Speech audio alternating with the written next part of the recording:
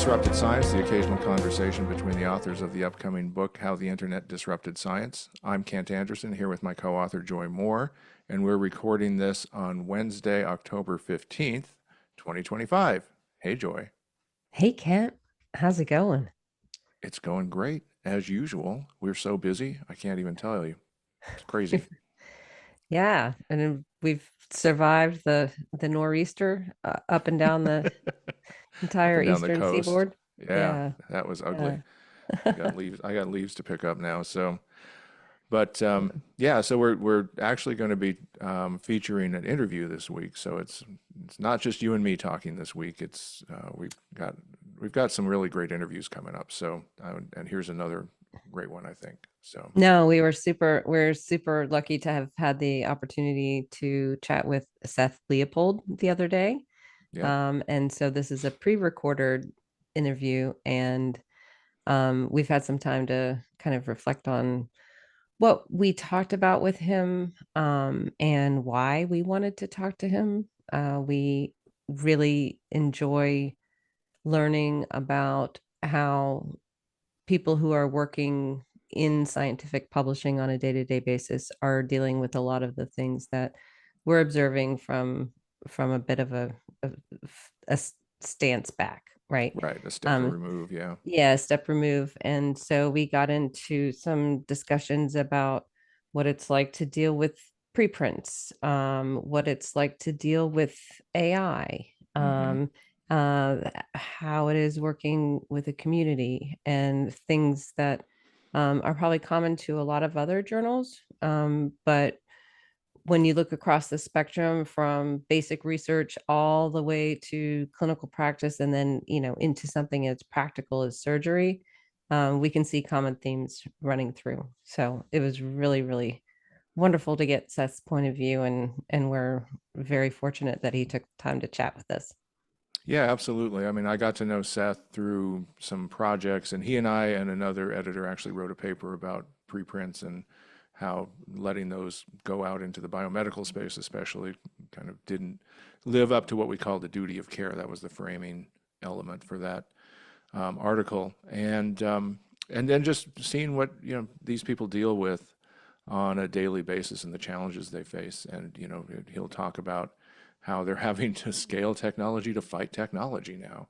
And it's an arms race that really doesn't have an end unless you stop it, nip it in the bud, I think. But yeah, great conversation. And what was interesting is I think it comes up in the interview that my knee is an issue. So it's bringing me to orthopedic surgeons.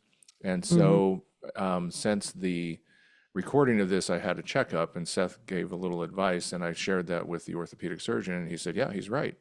So it's nice to see the level of evidence, the evidence being shared across the country, because Seth's in Seattle and this guy's in Massachusetts. And he said, "Yeah, he's right, and so this is what we're going to do."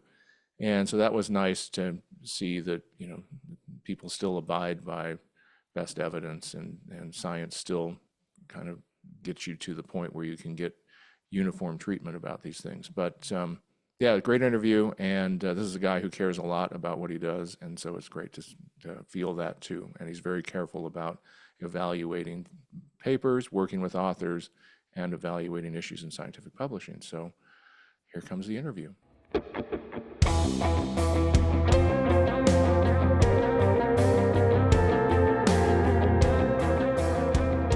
So, hi, Seth.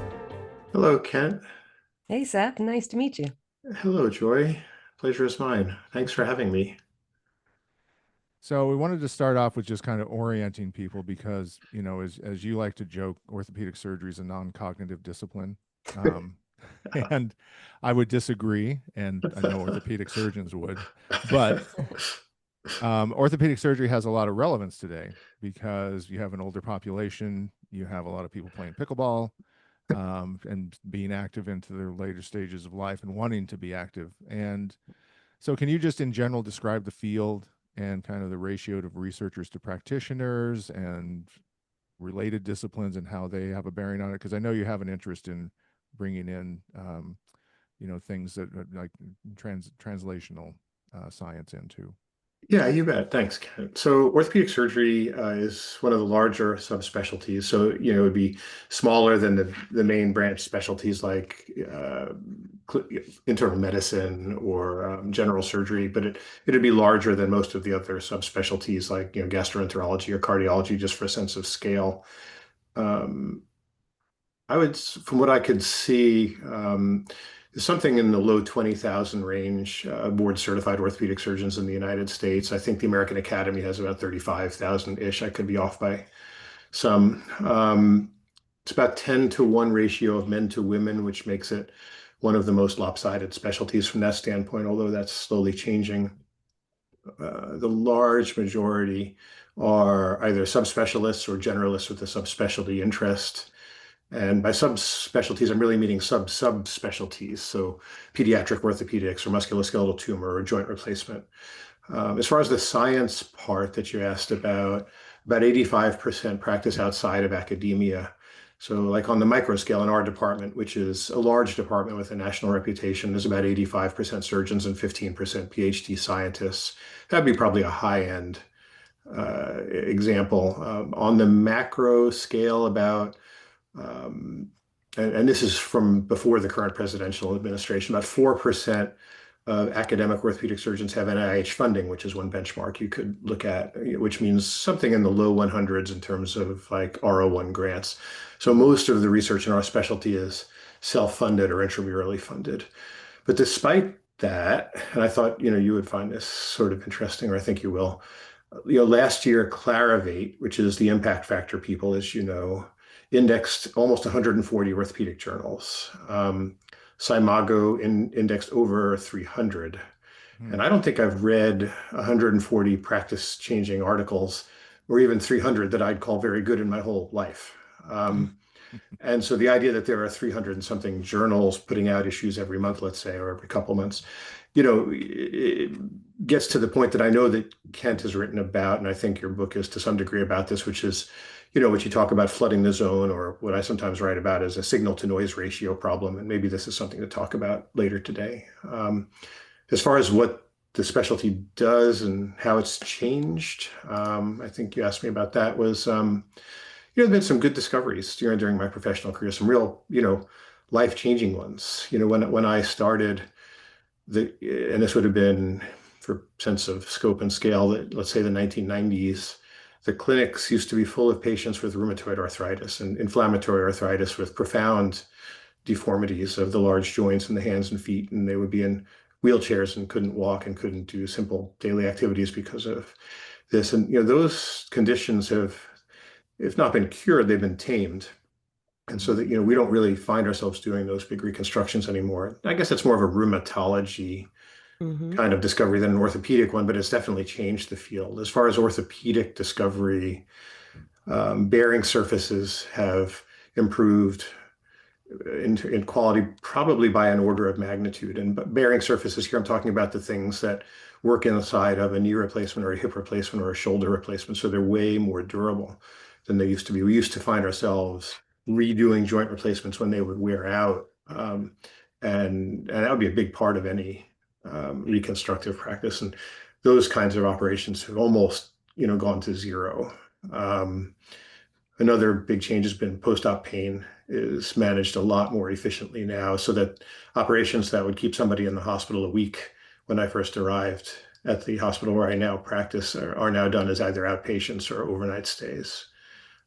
So there have been some big changes. On the flip side, and this is something I know both of you care about, is what happens with evidence, and how slow it is to incorporate the best evidence into practice. Before we began today, you were talking a little bit about, I won't betray HIPAA, somebody who has a meniscus tear, and that person It's is me. It's me. is, is I'll somewhere take it. in the midst of middle adulthood. And so that, that's a diagnosis that, we've got lots of randomized trials showing that's a diagnosis that shouldn't get operated on in patients in middle adulthood and beyond. And yet it's still one of the most common operations that orthopedic surgeons perform. And so the time from best evidence discovery to incorporation of practice isn't months or years. It's sort of like decades or generations. Right. So in a practitioner heavy market where there's, and especially a procedure based market, how does how do new findings get socialized and distilled and accepted? Yeah, right. That's a huge challenge, and it's slow. The example I just gave is Hmm. one where, I think very few people can read what we know about that diagnosis, and it's far from the only one. There are several operations in the 10 most commonly performed operations by orthopedic surgeons that have randomized trials showing them to be ineffective or no more effective than placebo surgery that are still, like I say, among the 10 most common. Hmm. So, one answer to your good question is, sometimes they don't get socialized adequately or in any reasonable time scale. Hmm. Um, I would say sometimes the hand gets forced. When some of the trials about meniscus tears in middle adulthood came out, insurance companies decided they weren't going to pay for them, and that sort of forces changes to practice. Hmm. I'd like to think that as a profession, we shouldn't need those sorts of outside influences to generate those kinds of changes. But as you and I have talked about on past projects that we've done, journals are part of the problem. So, I'm guilty in the sense that I edit and spend a lot of my time creating a product that doesn't really meet the needs of that 85% we talked about earlier who practice outside of academia. They get their information other ways Hmm. than journals. And that's not because it's not because there's something wrong with them. Their practice needs are different. Um, and journals don't really meet their needs, the need for sort of pace and ease of consumption. Brevity certainly Hmm. is Right. a quality that we don't always have in good supply in journals. Right. But at the same time, I think there is some obligation for everybody to engage with, what I'd call the best available evidence or good quality evidence. Yep. Yep. Yeah, and I mean, one of the so speaking of quality of evidence and what it takes to make that, I know one of the things that you and your team are proudest of is that you're collaborators with authors who submit papers. You work with them to make the most of their findings if their findings are worth taking forward and sorting things out and all of that and bringing the best evidence forward. So, can you talk a little bit about that compared to, I mean, there's kind of a reputation that, peer review is, punishing and cruel and a, harsh and terrible thing to go through, and editors are mean and all of that. But, I think that my experience has been that editors are, you know, when the researchers are serious and when they have a good finding, the editors can be your best friend too. So, Well, they say, the opposite of a great truth is also a great truth. And so yes, we try to do all of those good things, and yes, it can sometimes be punishing and hard. I don't mean it for it to be punishing, but it's certainly a sweaty process, both for the editors involved, but probably, more so for the authors if the editors are asking what editors ought to be asking for, which is really good clarity. If somebody's coming to us with a discovery they feel is important, and we agree, and the reviewers agree, then let's also agree that anything that's that important is too important to risk being misunderstood, or not conveyed adequately. And so, since most of us don't write for a living, and not everybody is aware of, what are considered normative standards for scholarly publishing, because even the busiest authors are only doing it a few times a year. That's where a good professional editor comes in to sort of help that person to get there.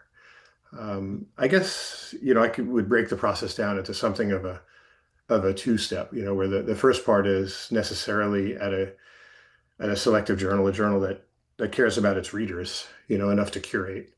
The first step is that of arbiter or judge. We have to decide what we think is important for the people who read our journal, and and that involves culling a large part of the herd.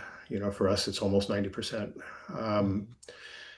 But then once that step is done, I think a good editor flips a switch and goes from arbiter or judge to mentor and coach and cheerleader, partner, in a sense. How can we're now on the same team. We're trying to take this important idea and make it as clear as we can make it as digestible as we can make it. And then how can we work sometimes together, sometimes individually, to amplify it and disseminate it and get it into the hands of the people who can, do something good with it, which is to take it into an exam room somewhere. Yeah. Yeah. So one of the things that you and I have written about and bonded over is the worry that we have about preprinting, especially in biomedical sciences, and posting those for public consumption. And you spearheaded a initiative in orthopedic surgery to create a policy to prevent that, to prevent preprinted papers being considered for publication. Can you talk about how that came to be and where it is right now? Yeah, sure. It's a topic that is important to me because I think it's one of the several ways that scholarly publishing has taken a wrong turn during my time in this role. So I've been in this role about 13 years, and we've done some things pretty well and some things less well. I think the creation or the adoption of preprints in biomedical research has not been a plus. For me, by about 2018 or so, I had concerns that really began to nag at me in a serious way. When it started to look like they were going to jump lanes from things like math and physics into clinical medicine. So I took my concerns to the editorial board, the senior editors of our journal, and when we workshopped it, everybody sort of was on the same page that this seemed troubling. So I sent basically a broadcast into the blind. I wrote a Dear Sir, a ma'am letter to the inbox at medRxiv, which was the medical preprint server that was just then starting up, I think. Right. And I was gratified to get a nice personal response from a guy called Joe Ross. I don't know whether he's still connected with them. I don't follow it closely. It was copied to Harlan Krumholtz and a Ginger Gamble, people who I hadn't, at that point met or knew about. I asked them in my email, could we have a visit or a phone call? Would they like to come to Philadelphia? Because I think they were in Connecticut. They were somewhere around there. Would they like to come to a meeting of ours and talk about the things that were concerning us, or join us by speakerphone, which is eventually what Dr. Ross did. And I really wanted this to be just as fair as possible. I figured, since this was new to me and there were these smart guys at Yale doing it, that I was really missing something. They were very enthused. They had a real sense of, I don't know what else to say. I think a word you use is utopianism about it Right. that didn't sort of register with me. But I figured, like I said, I'm a mallet swinging, lunch pail carrying kind of guy. I was pretty sure I was missing it. And so I sent them the questions that we had. I said, these are our questions. These are our only questions. We will not deviate from this script, but this is what we'd like to talk about.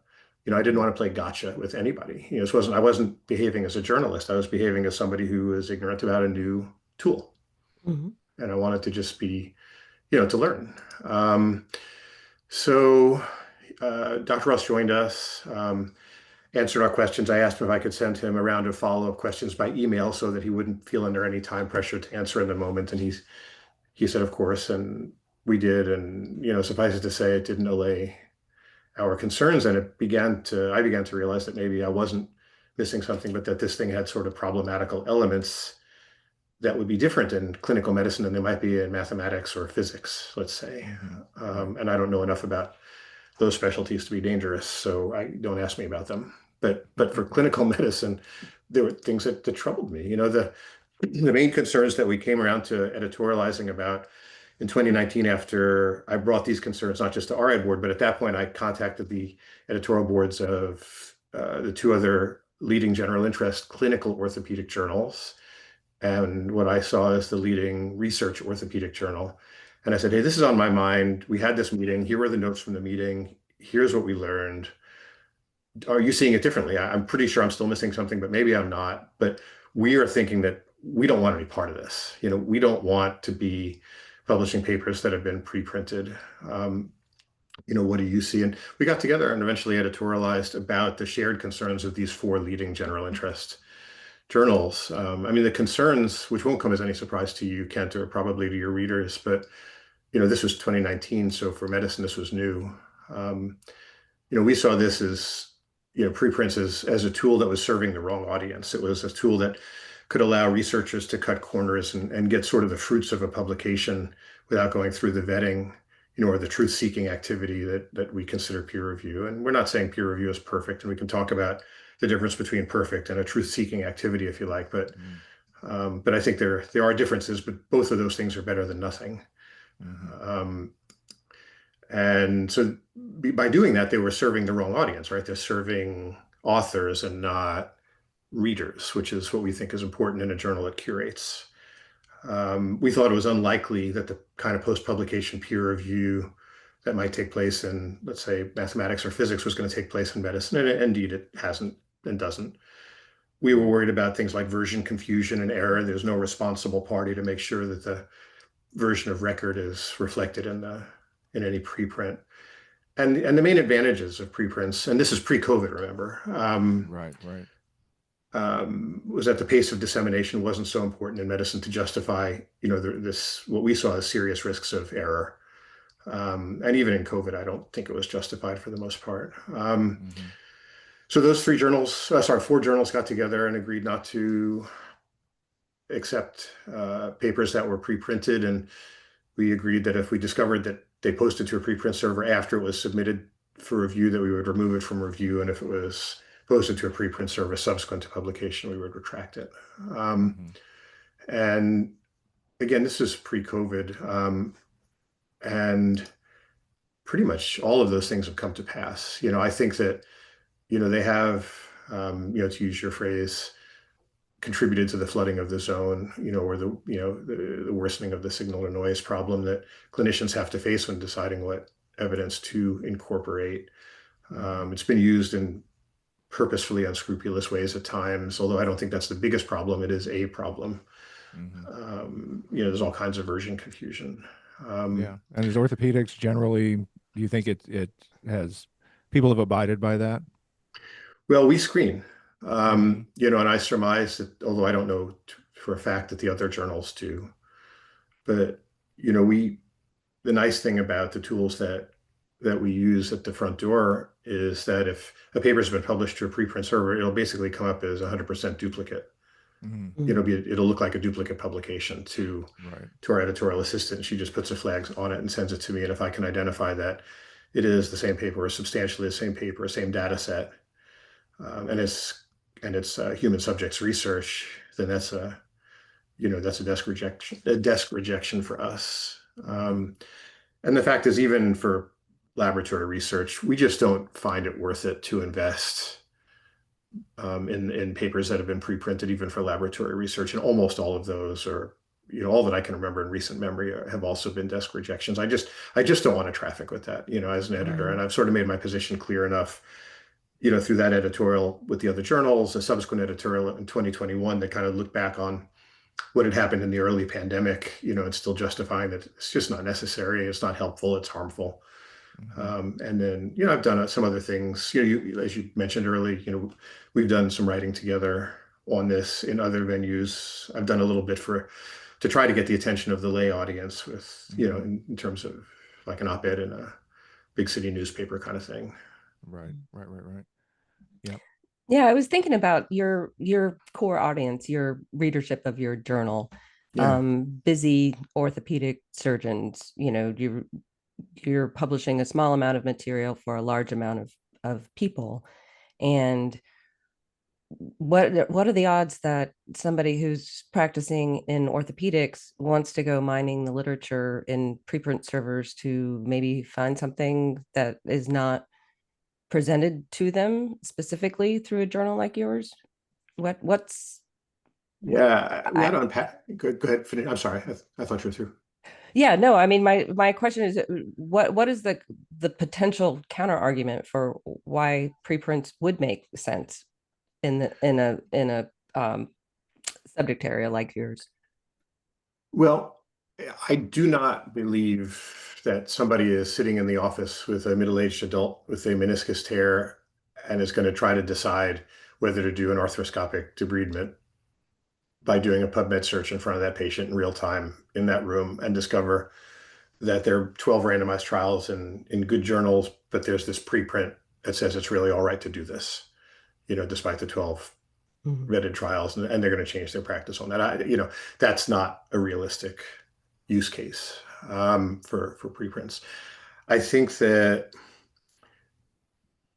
they would certainly come up on the lit search of a trialist who's beginning a project, Mhm. um, and he or she might see and use findings that were in a preprint, or might be tempted to. It could be categorized among what some people call the gray literature when somebody is doing a meta-analysis or a systematic review, and then that author has to decide how or whether to incorporate that information in his or her Mhm. systematic review. So those are the more common ways that material would get used. I don't think that most people. Well, first of all, I'm not sure how many people read journals at all, period, including journals that curate, including good ones like New England Journal of Medicine and JAMA, or, Right. I flatter myself, our journal or the other leading journals of our specialty. I don't know that people, sort of read them the way that, I was in bed reading a good novel last night. I don't know that that's how people are consuming anymore, even academic people, maybe some, but maybe not too many. And so I certainly don't think people are reading open access journals that way, and they're definitely not reading preprints that way. You'd have to be the worst kind of insomniac to decide I'm going to go to medRxiv at bedtime and see what's new today in orthopedic surgery. It So would cure you, though. It would cure it you. would cure the insomnia. Then again, so my editorials. Okay. But And so there's I think so that's one of the most common misconceptions now that journals are getting a lot more attention within the public sphere, yeah. is that these are things that people read cover to cover.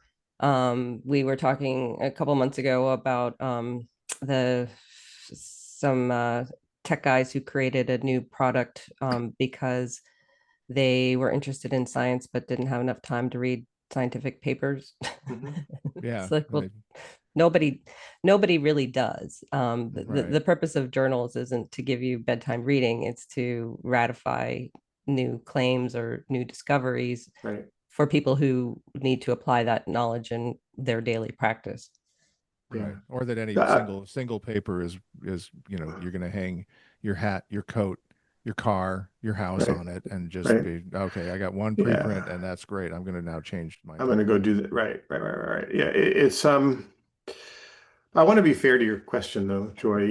What you asked what the counter argument would be. The counter arguments are that, the pace of dissemination is too slow in a conventional peer-reviewed journal. And another contention is that if you've got an idea that cuts against the grain, it may not get a fair shake. Mhm. Um, so those I think are probably the two most compelling arguments, and we can talk about each of them. I think another is the question of positive outcome bias, or publication bias. Do journals have a preference on that? And that's something we can talk about if you like. But so those are some things that I think advocates would say are advantages. I think those claims don't hold water. If we look carefully at them, and we can talk about that if you want. But maybe you'd be better served to have a preprint advocate on the show. But than to have me try to do justice to their arguments. But I think those are probably the best counter arguments to our viewpoint. But Mhm. Yeah. I Yeah. don't But believe even that in they hold COVID, water. they didn't really hold water. I mean, I we don't look think that they back at did. it. Yeah. I don't think that they did. No. So one of the things that, this almost seems wise in maybe an unexpected way, because now we have this promulgation of LLMs and AI systems that are consuming a lot of preprint text because it's free and it's Right. available, and for Right. medRxiv and bioRxiv is Right. explicitly being consumed by Chan Zuckerberg Initiative and Right. their uh, AI initiatives. So, it seems that that was probably prudent, because who knows how the information would be chopped up and served up in a tokenized system like that. But you've also been facing some challenges from AI writers and authors yourself. And can you talk a little bit about those? We can, but I was actually hoping to ask you guys a question before we leave the other topic. Yeah, of course. And you can use my favorite detective show line, which is, "We ask the questions here."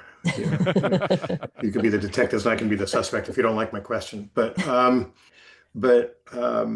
I'll just turn on my heel and say, one last question, Seth. exactly, it's a good detective show trope too. Um, you both have had long careers in scholarly publishing, certainly longer than my own.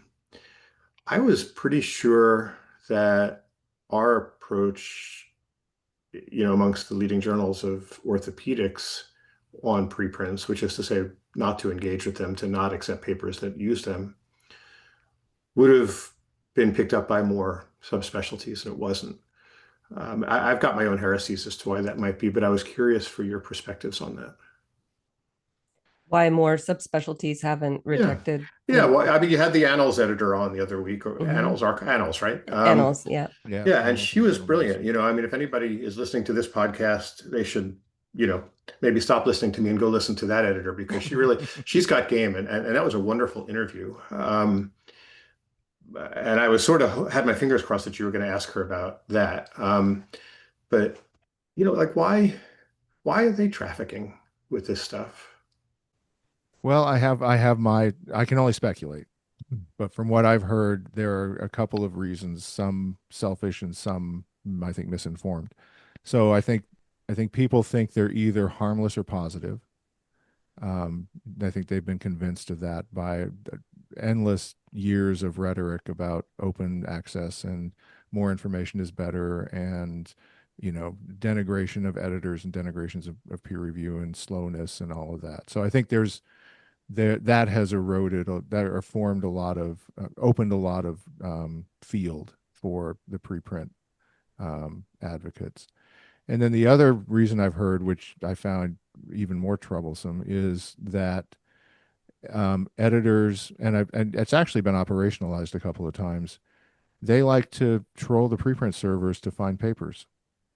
And so it's a way for editors to find papers to meet their quotas. And as the transactional model of open access forces editors to accept a certain number of papers, if they have kind of, a wholesale, uh, grab all of papers that they can go and email somebody and say, hey, can you submit to us? I need a couple more papers this month. And the preprint servers fill Yeah, that I role. can see that for journals that have to move the meat because they get paid by the piece. I have a harder time seeing that for Annals or Mhm. New England Journal or JAMA that have sort of mealy-mouthed, in my opinion, policies on this stuff. Mhm. Yeah, I think it is just that they think it's harmless, and Okay. and they think it's convenient. I heard from an editor at Science, like, well, preprints have worked for us. We've been able to find some really good papers out of there, and that was at Science. So, That's so hard for me to believe. Okay, thanks. Well, that's What? what I wanted to know. I have well, a And Joy, but Joy, yeah, I want to hear what Joy has to say too. Yeah, Yeah. I have a slightly different take. I agree with you, Kent, that most think that they're either harmless or positive. Most of my publishing experience has been with society-owned journals, community-based journals, and there's a lot of competition there. They want to maintain their memberships. They want to keep their board members happy. They have new people coming in every few years, in terms of the governance and the strategies for the publications. And I think there's definitely a FOMO, fear of missing out. Hmm. If we decide not to do it, but our competitor society does, then we're going to be missing the boat. Hmm. And I think that that's probably part of it. And it's also Kent and I get to see a lot of the negative effects of preprints, and kind of reckless open access publishing because we're looking Yeah. from the outside in. But probably a lot of the editors and publication committees for societies aren't. They're only looking at their own community, and not seeing the wider problem, that they are contributing to. Yeah, I really appreciate you sharing that perspective with me, Joy. And Ken. It certainly seems to be some element of red pilling or blue pilling. I can never remember which pill is the bad one. But goodness, Yeah. I hope you can find somebody to go on your podcast, tie him or her to a chair, and talk some sense into them. Because it would be, I think the world would be a somewhat better place if more journals adopted this approach. And it did help, I think, that if we get the 3 or 4 journals that are at the top of the pyramid to set the market in this way, to take some of that pressure, that FOMO out, I think. Mm-hmm. Well, I think one of the other things to Joy's point, which well, all of her points were really good, but one is I don't think people even know that there The is a problem. specialty. No, the Oh, specialty that has established policies that have said we're not going to consider preprints. now you've got 2 reasons And to get somebody on your show and tie them to a chair. but when I've mentioned it to people, and you're not the only one. I mean, I think mechanical engineering and civil engineering don't allow them, and there are and the standards groups are very careful about how their information flows go because standards have to be singular, and Right. so it's I just don't think people they just have kind of gone with the flow, thinking Mm. that that was the way to do it. And so I think Yeah. they're surprised when they hear, some areas of biomedicine have said no, and some other areas of science have said no. Yeah. And just like they're surprised when they find out that some databases charge subscription prices. It's like you have to Right. pay for Right. data. Yeah. Wait till Flybase loses all its government funding, then you'll find out who's paying for what. But Yeah. Huh. Okay. You had asked earlier about the AI LLM thing. I don't know what the time is here, what you want to yeah, do, yeah, but yeah. So that's probably been one of the bigger surprises, I think, for a lot of editors and and the whole ecosystem has been shocked by the amount of AI slop streaming in. So yeah. but you have kind of your own experience with that, right?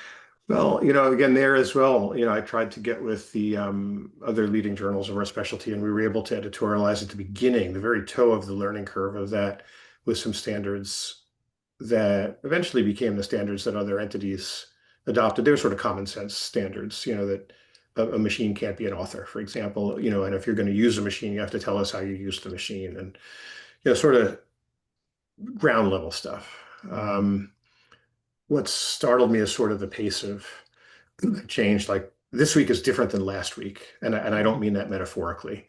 Mm. This week we, have actually paid for a one of those tools that allows you to try to detect and are getting involved in a cat and mouse game that I didn't want to get involved with, not because I think we're going to win it, because I do not. I think we're going to lose it. But, to the degree that I'm sort of responsible, I want to at least ask questions of people who are turning in papers that look like they've been substantially created using those tools, not because I object to people getting help, and especially I don't object to it if their first language isn't English. I really think there's a positive to be had there. There's a democratizing impact or potential of these tools to help people whose first language isn't English, compete on the same playing field. But the proportion of references that are inaccurate or hallucinated is very, very high. Mm. And that's the thing that is got consuming most of my attention now. And we saw and are seeing a wave of AI generated letters to the editor. And one day we saw letters from a person who wrote a letter about like I forget exactly what the domains were, but unrelated domains. Like the person wrote something about foot infections. The same day he wrote a letter to us about joint replacements, and it turns out we discovered that he wrote that week to a journal about pancreatic fistulas, to some general surgery journal. And it seems unlikely that one person would have the expertise in all of those areas. Right. And so this person is looking for a lot of quick, low value publications, which again, I don't really care if the machine helped him to ask good questions about it. I don't care if he's a general surgeon, a pancreatic surgeon, a foot surgeon, a veterinarian, a butterfly collector. It doesn't matter to me. If he's asking good questions, it's good questions. But the problem is a lot of these references are hallucinated. And I don't have the time in my day or the love in my heart to run those to ground. And so this is sort of becoming a mess. At this point, I would characterize some of this as sort of naive misapplication of a tool that people don't think too carefully about, kind of along the lines of what you were saying about preprints before. Some of it's sort of frank misconduct. And I guess what I'd say is there's always been self-serving researchers. What's changed is that these tools are now enabling those values at scale. Mm-hmm. And making it a little worse is that they're kind of, the proponents, what you would call the utopians, I think, Kent, are kind of valorizing these values that I don't think are so good by using virtuous sounding terms like open and transparent and accessible, and in ways that don't meet the plain sense meaning of the words, at least to me. Mm-hmm. I don't want to get overly philosophical, but so it's I think these are misapplications. I went to a podcast. I never go not podcast a webinar of somebody who is sharing a new tool that seemed like it would allow somebody to create from whole cloth a paper, including the data. I mean, it really looked like it was teed up, ready to sort of promote misconduct at scale. And so I asked a question, at that webinar, like, I'm not sure exactly how I phrased it, but it was something like, "What the F?" And and and his response was, this is not a quote, but it's very close. He said, these tools are like a knife. It's a tool. You can use it to make a delicious meal or to do bad things. That was his line. Yeah. He says it'll make good researchers better and bad ones worse. And I guess I just fundamentally don't agree. Yeah, That's there's a lot of shocking. lot of sloppy rhetoric being used Yeah. to peddle Yeah. Right. So sloppy that's tech. right. So that's what I mean by using terms to sort of valorize Mm-hmm. something that, or obscure the Right, function of something right. that doesn't have a virtuous function. Jedi Mm-hmm. mind trick. Bring me a taco. Yeah, bring me a taco indeed. So, Joy, do you have questions for Seth? Um, I wanted to ask you about um, how many journals do you read? What's within the scope? You mentioned earlier that there's, now up to maybe 300 journals for an audience of maybe 35,000. Yeah. What's the normal amount of titles to peruse for somebody in your profession? Yeah. Um, I don't think this is a terrible thing for a journal editor to say, but I don't think it's a good use of anybody's time to read most journals cover to cover, Mm-hmm. right? I think that anybody who tells you he or she is reading, you know, many journals cover to cover, I think is engaged in some kind of a performative behavior. So I'm not going to do that. Mm-hmm. What I do is I get the table of contents from journals that I think do a nice job. And I try to scan the table of contents for content that, pertains. Um, I stopped doing surgery few years ago. But people ask me this question a lot, when I go and do lecturing then and now. And, I think, when I was doing clinical surgery, I would try to I'm sorry, read the table of contents of the leading general interest journals, which there are a couple in our specialty, and then a subspecialty journal. And I would try to do the same for, a general interest medical title in case grandma had a question, Mm-hmm. not because I was going to become an expert in anything to do with the colon or the heart. But, I think if it's in JAMA, I'm curious to just see what JAMA is doing, and I'll read one out of every, I don't know, 50 of those, articles or less probably. because it just doesn't pertain. But I'll probably, I will look at the table of contents of the other general interest journals. I'll probably read a few of them each month, a few of the articles each month. And my job calls for a lot of reading. I would suspect that the typical person may be doing less than that. Yeah. Okay. Well, I'd hate to cut it short, but we do have to move on to discoveries of the week so we can make sure we get Seth's discovery of the week in.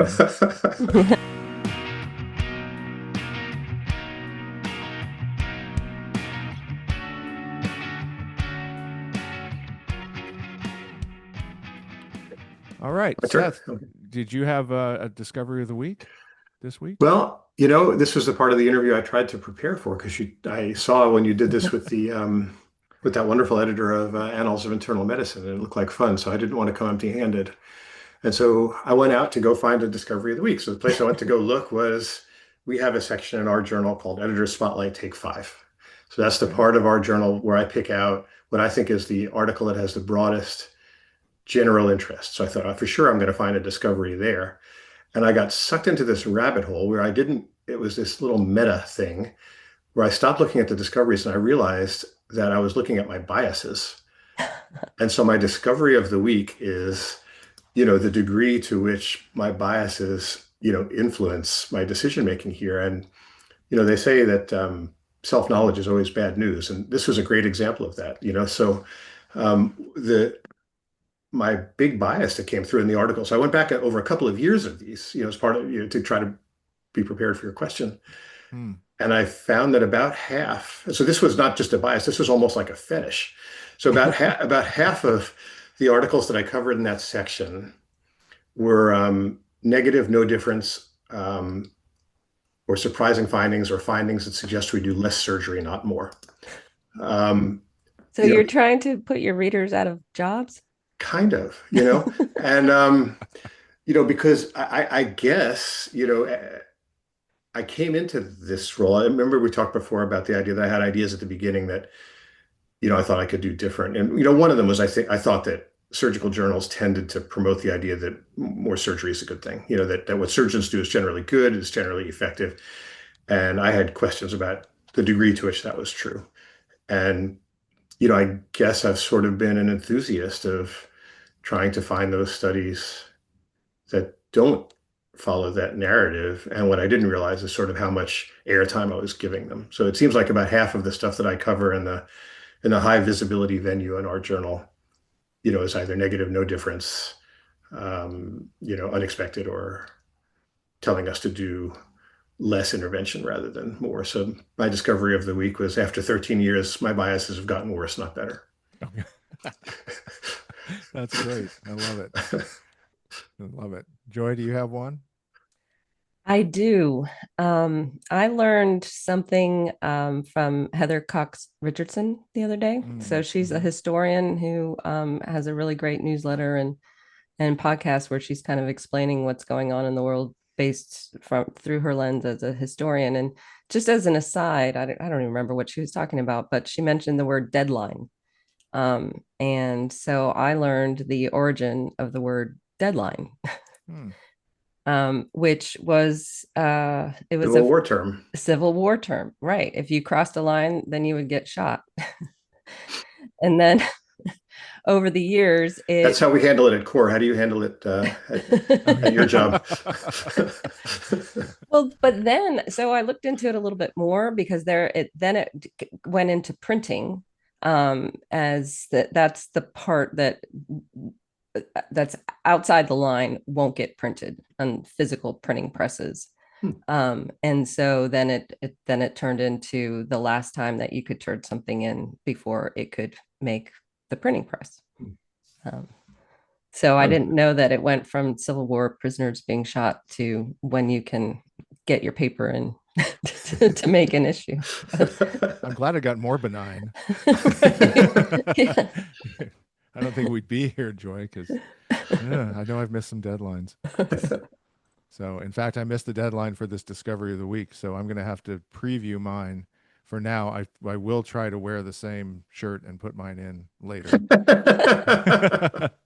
But if so, if you stay for a minute longer, you'll hear my discovery of the week, which I anticipate will be my attendance at a cow plop contest this coming weekend in Vermont. And I'm going to be particularly focused on the judging criteria. I don't know if it's depth, consistency, targeting, um, Distance. distance, maybe. I don't know. I just don't know. Yeah, weight. I don't know. It's going to be interesting. So, but apparently in this town, it's the famous cow plop contest that everybody looks forward to, and that's going to be my discovery of the week. So this is an anticipatory discovery of the week because we are recording this before the weekend, and so for those of you who had a great Indigenous Peoples Columbus Day weekend, you know what I was doing, and I'll update you at some future point about this discovery to come. So even just, I guess my discovery was that discovered I was going to see a cow plop contest. How about that? Yeah. I hope this is no comment on the quality or content of the interview you just performed. You win, Seth. Not at all.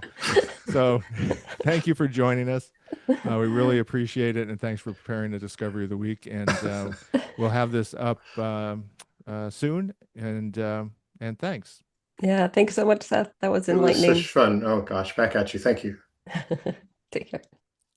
Well, I hope you enjoyed that conversation with Seth. He was so much fun to talk to, and we learned a lot. And we ended on a bit of a cliffhanger. So now we're doing the recap, Kent. I know. What happened with your discovery of the week? Right. Where So my did you discovery go and was what that did I you was, do? yeah, it was that I was attending a cow plop contest, and then we went to see it, and we went up to Cider Days. I think it was in Arlington, Vermont, and it was a very quaint little town festival with, what you'd expect: a lot of apples and soaps and um, fried dough and animals and all of that. So I went to Was the there information booth. was there Hmm? a Bob Newhart lookalike contest going on in the background? Daryl No, and there was a there might have been a Daryl Contest going on without my knowledge because it certainly looked like it could have been.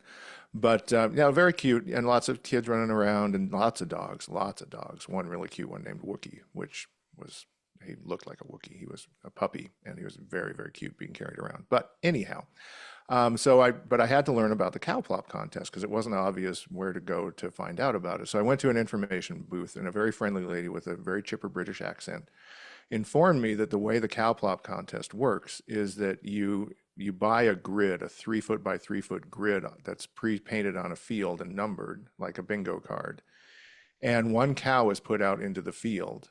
And when the cow, and you buy as many as you want, and they're $10 or $20 a piece. And then when the cow drops, game over, and whoever owns that square wins the pot. And so I didn't go observe it because it didn't sound all that exciting. But I now know how it works. So it's kind of a wait. So is there okay? I'm trying to use my imagination here.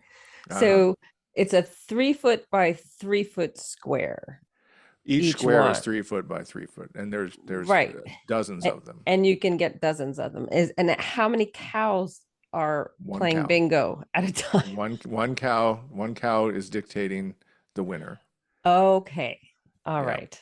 Yeah, and I didn't get into whether there's a, if it does a, you know, right in the middle of four squares, and it's right on the, it's like the four corners Yeah. of in the west, and it's like, how do you split the pot four ways, or if it straddles two, or I mean, I'm sure there are complications, and there are probably families have been destroyed by this, I'm sure, I at some bet. point. Yeah, because Yeah. it's a classic up there, but I didn't go see it. It seemed like it sold out almost immediately. It was like people were buying. It's just and then the cow. I don't know. It's obviously blissfully unaware of what it's doing. But that's the end of the story, so to speak. All right. Well, now we know what that is, and I look forward to next year's Yeah, I, competition. I do too. What you It's can get quite. I ready hope the a little cow's in earlier. training. Hope the Yeah. cow's in training right now. So anyhow, so thanks for tuning in. Thanks to our friends at Provoke the Truth for the music. And as always, let us know what you think. You can reach us at disruptedscience@gmail.com, and we will see you next week.